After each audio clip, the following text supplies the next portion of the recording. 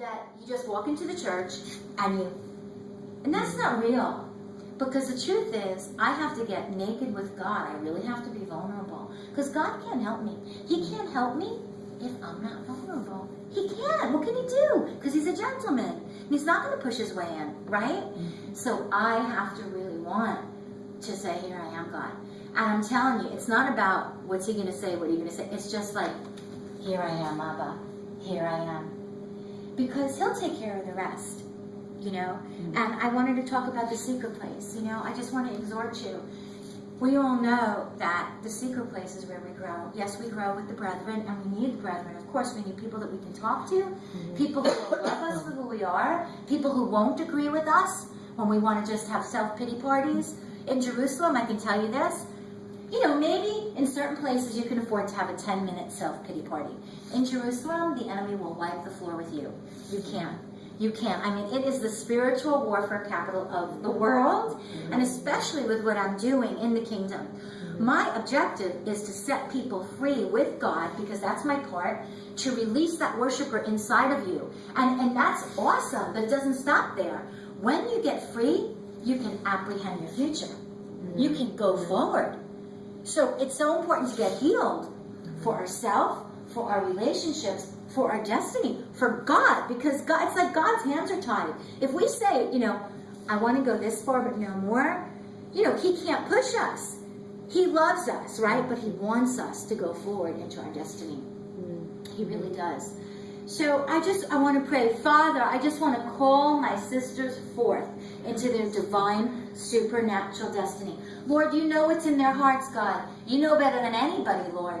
And I want to call them forward into their divine supernatural destiny. The Lord's been speaking to me a lot about putting things behind me. He's been speaking to me a lot about self-control. Okay? A lot of thoughts come into our mind. We have got to get self-control. And I'm going to give an example.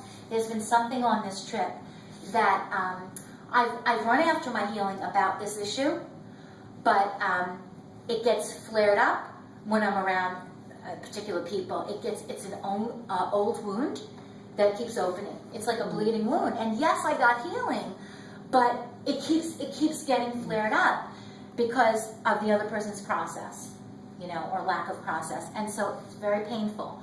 So what the Lord is saying to me is that you need to look at me and you need to take self-control. You have to have self-control. You know, here's an amazing little ditty. I don't have to accept it. So when the enemy comes with the assignment, and it is an assignment of rejection, it's an assignment. I can tell you, first-hand experience, that is a nasty assignment from the pit. See, the enemy doesn't sing a new song. God sings a new song. We sing a new song in him. The enemy is predictable, and he will always go for the jugular. The areas where you have gone after your healing, he will come back and try to see if there's a way in.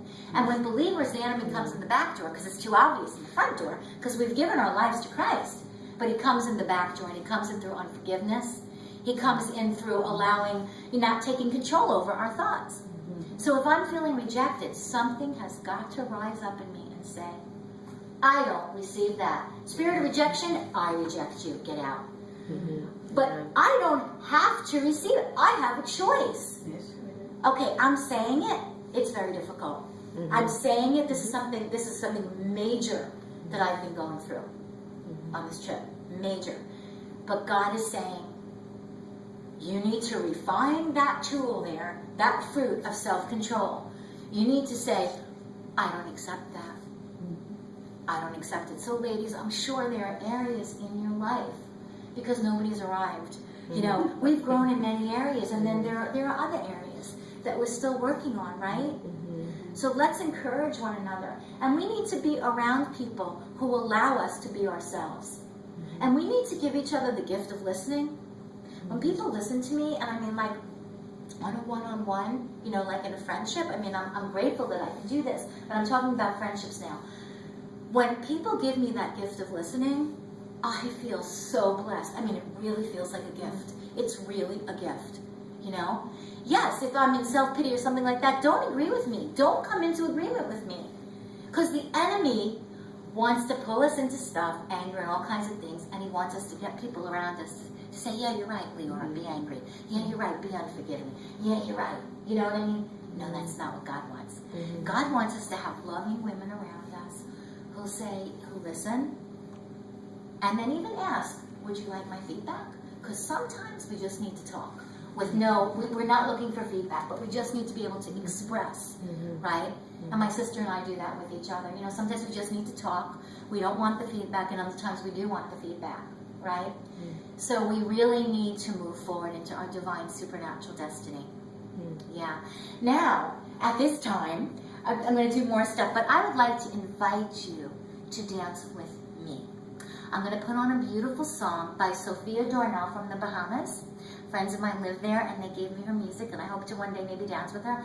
I have some beautiful colored scarves, just small scarves, metallic colors, and I want to invite you, as the music comes on, I use this technique. It's kind of meant to make you laugh, LSD. Listen, see, and do. So when you hear the music, there you are, just at the throne room of God, and just let God move you. In dance, you don't need to be moving all the time. Dance should come out of a very easy, graceful, peaceful place. Nothing should be forced. In my workshops, when I do warm-ups, it's just you're very loving to your body in the way that you warm up. You want to be connected to God, yourself, and others, not disconnected. You know, we don't want to compartmentalize. Help me with this word. Compartment. Right. We don't want to I don't do that. I can't even say the word.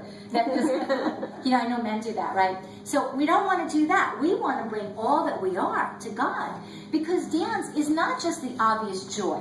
I mean, we know when we see dance, it's joy expressed love for God. But it is more than that. Joy breaks the yoke, and that's powerful. Dance is a prayer. Dance is healing. Dance is restoration. Dance is deliverance, right? So now for each one of you, somebody might come into it with exploding joy. Another one might come into it like as a moving meditation, you know, a prayer. Another one might just totally get hit by the Lord and feel healed. Another deliverance. It's what it is for each person. So I want to just invite you to come and just enter in. Move when you want to move. Don't move when you don't want to move. Just let God, just have an intimate, it's just moving praise. That's what it is. Worship dance is moving praise. Praise, but it's moving. Okay? So come on up. Come join me. Come join me, everyone.